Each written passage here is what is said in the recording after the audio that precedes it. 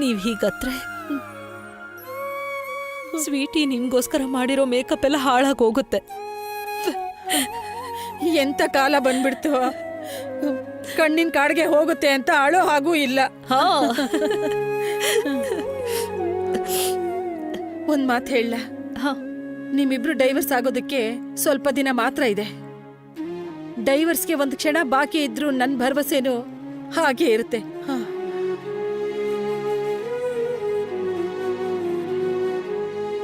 ನಾನು ಉಪ್ಪಿನಕಾಯಿ ಹಪ್ಪಳ ಎಲ್ಲ ಮಾಡಿಟ್ಟಿರ್ತೀನಿ. ಮತ್ತೆ ನಿಮ್ಗೆ ಏನಾದ್ರೂ ಬೇಕಾದ್ರೆ ಹೇಳಿ. ಮಾತನ್ನ ಬದಲಾಯಿಸ್ಬೇಡ. ಮಾತ್ ಬದಲಾಯಿಸ್ತಾ ಇಲ್ಲ ಅತ್ತೆ, ಕೇಳ್ತಾ ಇದ್ದೀನಿ ಅಷ್ಟೇ.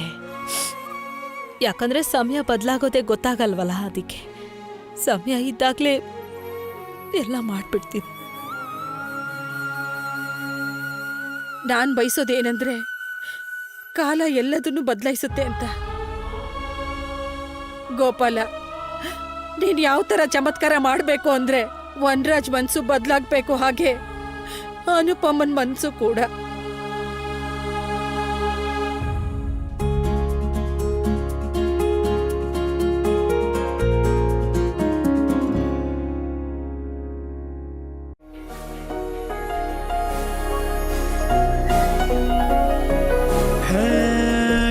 ಸನ್ನೆಯಿಂದಲೇನೆ ನನ್ನ ಸಂದೇಶಕ್ಕೆ ಸಹಿಯಾಕುನಲ್ಲೇ, ನನ್ನ ನೋಡಿ ನಾಚಿ ನಿಂತ ನಿನ್ನ ಸಂಕೋಚಕ್ಕೆ ಸೋತು ಹೋದೆನಲ್ಲೇ. ಸುಕುಮಾರಿ ಸಂಗಾತಿಯಾಗಿ ಆನಂದ ತಂದಾಯಿತು, ಸರವಾಗಿ ಸಂಪೂರ್ಣವಾಗಿ ಹೃದಯ ಬಸರಿದಳು. ಸನಿಹ ಸೆಳೆಯುವ ಸೆಳೆದ ಸುಂದರ ಹರಿದು ಹೋಗಲೇ ನಾನಿನ್ನಲ್ಲಿ.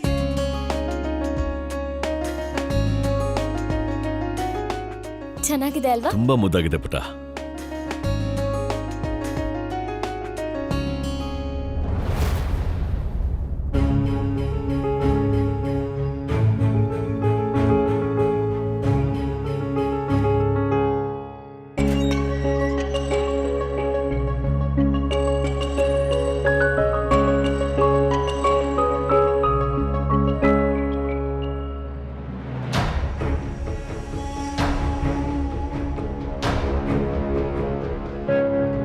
ನಿಮ್ಮಿಬ್ರದು ಇದೆಲ್ಲ ಇನ್ನು ಮುಗ್ದಿಲ್ವಾ?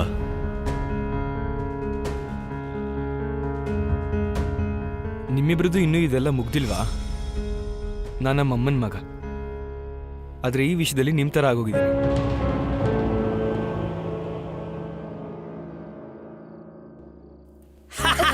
ನನಗೆ ರಿಮೆಂಬರ್ ಇದೆ. ನೋಡ್ತೀರಿ ಅಣ್ಣ ಹೋಳಿ ದಹನ ಆದ್ಮೇಲೆ ನಾಳಿದ್ದೇ ಕಾಣಿಸ್ಕೊಳ್ಳೋದು. ಯಾಕಂದ್ರೆ ಹೋಳಿ ದಿವಸ ಅಣ್ಣ ಮಿಸ್ಟರ್ ಇಂಡಿಯಾ ಆಗ್ಬಿಡ್ತಾರೆ. ಅಯ್ಯೋ ಹೌದು, ಆದ್ರೆ ನನಗೆ ಬಣ್ಣ ಎಲ್ಲ ಆಗಲ್ಲ. ಅಣ್ಣ ಅದನ್ನೇ ಹೋಳಿ ಅನ್ನೋದು. ಅಣ್ಣ ಈ ಜಗತ್ತಲ್ಲಿ ನೀವೊಬ್ರೇ ಅನ್ಸತ್ತೆ ಬಂದೂಕಿನ್ನ ಜಾಸ್ತಿ ಬಣ್ಣಕ್ಕೆ ಹೆದ್ರೋದು. ಹಾಗೆ ಹಲ್ಲಿಗೂನು. ನಿಂಗ್ ಗೊತ್ತಾ ಖುಷಿ, ಅಣ್ಣ ಚಿಕ್ಕೋರಿದ್ದಾಗ ಬಣ್ಣಗಳಿಂದ ಬಚಾವಾಗಕ್ಕೆ ಟ್ರಂಕಲ್ಲಿ ಹೋಗಿ ಬಚ್ಚಿಟ್ಕೊಂಡ್ಬಿಡ್ತಿದ್ರು. ಅಯ್ಯೋ ಹೌದಪ್ಪ, ನನಗ್ ಬಣ್ಣ ಹಾಕೋದು ಇಷ್ಟ ಆಗಲ್ಲ ಅಂದ್ರೆ ಇಷ್ಟ ಆಗಲ್ಲ.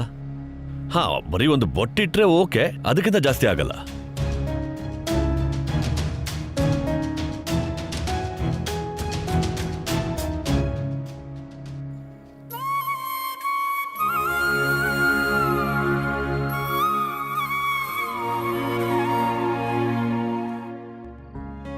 ತುಷಾರಿನೂ ಬಂದೇ ಇಲ್ಲ.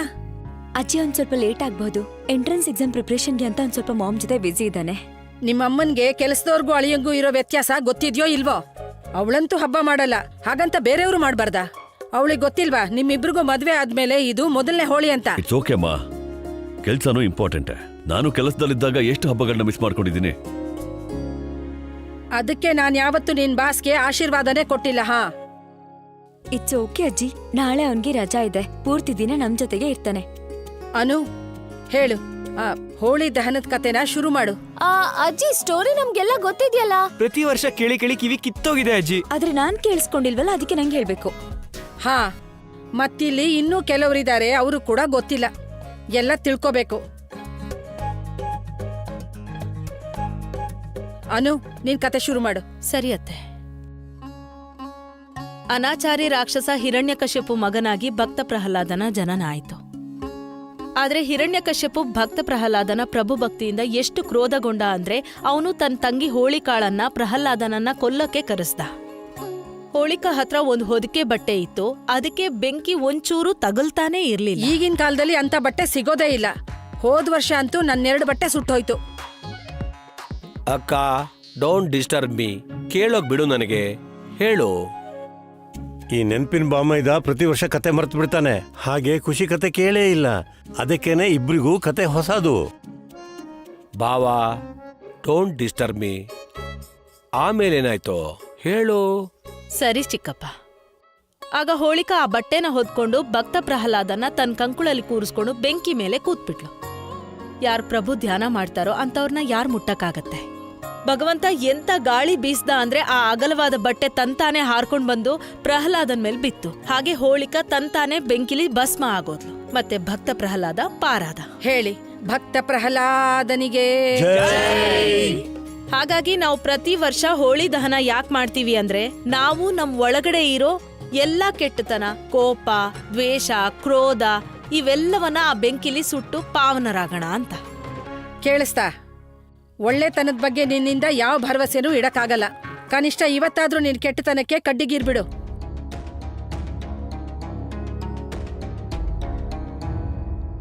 ಪಾಪ ಕೇವಲ ದೇಹದ್ದಲ್ಲ, ಮನಸ್ಸು ಮತ್ತು ವಚನದ್ದು ಆಗಿರುತ್ತೆ. ಅದಕ್ಕೆ ಹೇಳೋದಲ್ವಾ, ಕೆಟ್ಟದ್ದನ್ನ ಯೋಚಿಸ್ಬೇಡ, ಕೆಟ್ಟದ್ದನ್ನ ಕೇಳ್ಬೇಡ, ಕೆಟ್ಟದ್ದನ್ನ ಆಡ್ಬೇಡ, ಕೆಟ್ಟದ್ದನ್ನ ಮಾಡ್ಬೇಡ ಅಂತ. ಲೆಕ್ಚರ್ಸ್ ಹೇಗ್ ಕೊಡ್ತಾಳೆ ಅಂದ್ರೆ ಇವಳಿಗಿಂತ ಮಹಾನ್ ಯಾರೂ ಇಲ್ಲ ಅನ್ನೋ ಹಾಗೆ. ಆದ್ರೆ ನಾನು ಕೂಡ ಕಾವ್ಯ. ಈ ಹೋಳಿ ದಹನದಲ್ಲಿ ನನ್ ಕೋಪನ ನಾನು ಸುಡಲ್ಲ, ಬದ್ಲಾಗಿ ಉರಿ ಇನ್ನೂ ಜಾಸ್ತಿ ಮಾಡ್ತೀನಿ. ನಡೀರಿ, ಹೋಳಿ ದಹನದ ಪೂಜೆನ ಶುರು ಮಾಡೋಣ. ಹಾ.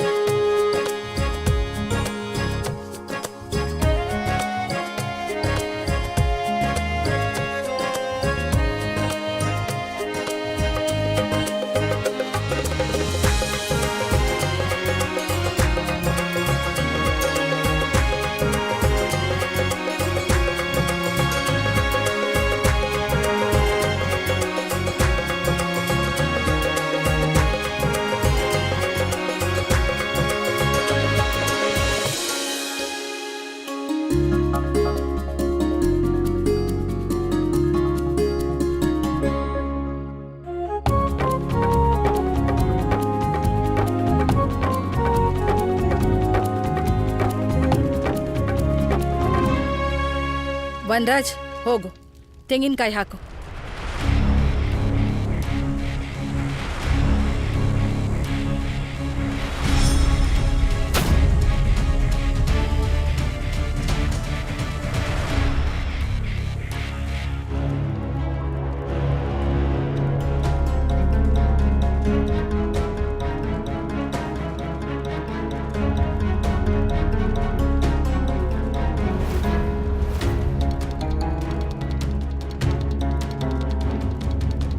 ಮಮ್ಮಿ, ಅನು,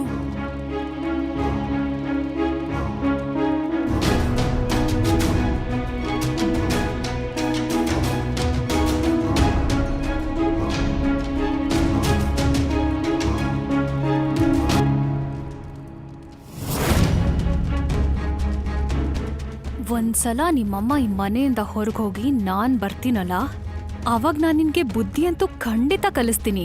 ಅದ್ರ ಜೊತೆಗೇನೆ ನಿನ್ ಅಹಂಕಾರನೂ ಇಳಿಸ್ತೀನಿ. ಬನ್ನಿ, ಎಲ್ಲ ಬೆಂಕಿ ಸುತ್ತಡ. ಹಾ, ನಡೀರಿ ಅದ್ಕೆ.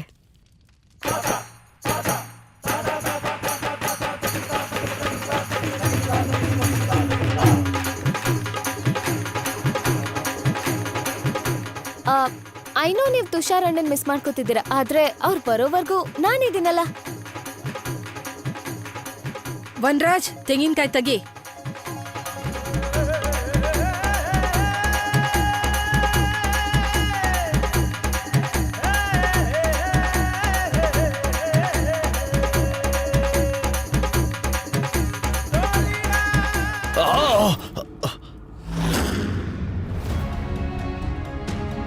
ಏನಾಯ್ತು?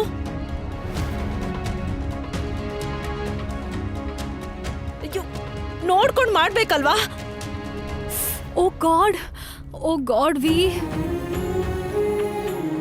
ಕೈ ಕೊಡಿ, ಕೈ ಕೊಡಿ.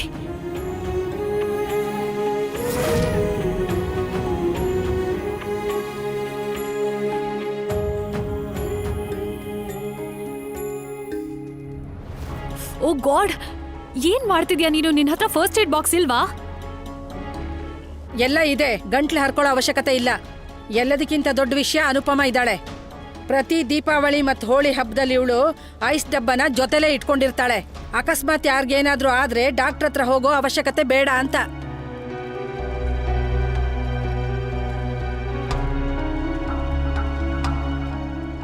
ನಾನು ಫಸ್ಟ್ ಏಡ್ ಅಲ್ಲಿ ಟ್ರೈನಿಂಗ್ ಮಾಡಿದ್ದೀನಿ. ನಾನು ಮಾಡಿದ್ದೀನಿ, ನಾನೇ ಮಾಡ್ತೀನಿ.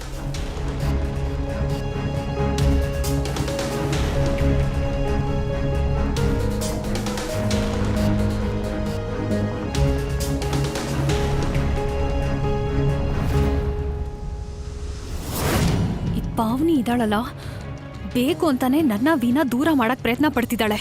ಅಪ್ಪ ಈಗ ಓಕೆ ಅಲ್ವಾ? ಹಾ ಪುಟ್ಟ, ಥ್ಯಾಂಕ್ಫುಲಿ ಜಾಸ್ತಿ ಏನ್ ಸುಟ್ಟಿಲ್ಲ.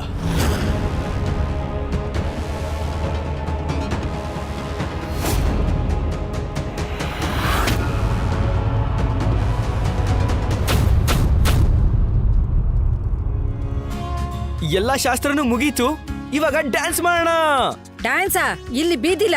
ಅಜ್ಜಿ, ಡ್ಯಾನ್ಸ್ ಮಾಡೋದಕ್ಕೆ ಜಾಗ ಎಲ್ಲ ನೋಡಬಾರ್ದು, ಬರೀ ಅವಕಾಶ ನೋಡ್ಬೇಕು. ಅಲ್ಲ, ಆದ್ರೆ ವಾತಾವರಣ ಸೃಷ್ಟಿ ಆಗ್ಬೇಕಲ್ಲ. ಏ ಭಾವ, ಈ ವಾತಾವರಣ ಅಂದ್ರೆ ಯಾರು? ನಮ್ ಸಂಬಂಧಿಕ. ಹೇ ಭಾವ, ನೀವು ನನ್ನ ಯಾಮಾರ್ಸಕ್ಕಾಗಲ್ಲ. ನಂಗೆ ಗೊತ್ತಿದೆ, ವಾತಾವರಣ ಅಂದ್ರೆ ನಮ್ಮ DJ ಹೆಸರು. ನಿಮ್ಮೆಲ್ರಿಗೂ ಸ್ಫೂರ್ತಿ ಬೇಕಲ್ವಾ? Here it is.